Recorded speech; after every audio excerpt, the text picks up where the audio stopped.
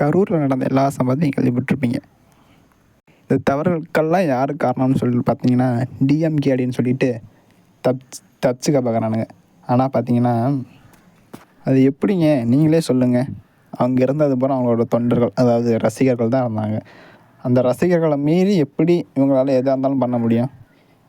இந்த தவறுகளுக்கே பொறுப்பேற்க முடியலன்னா பிற்காலத்தில் ஒரு ஆட்சி அதிகாரத்திலே இருக்கும்போது எப்படி எந்த தவறு நடந்தாலும் பொறுப்பேற்பாங்க?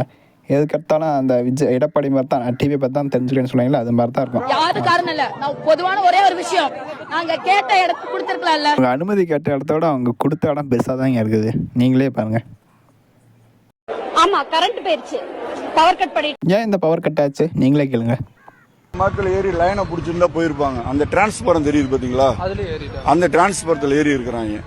தவறுல முதல் ஒத்துக்குங்க. 12 மணிக்கு வர ஆள் 7 மணிக்கு வராங்க. இவ்வளோ லேட்டானாலும் வீட்டுக்கு வரப்போ எவ்வளோ சீக்கிரம் வீட்டுக்கு விட்டாங்க.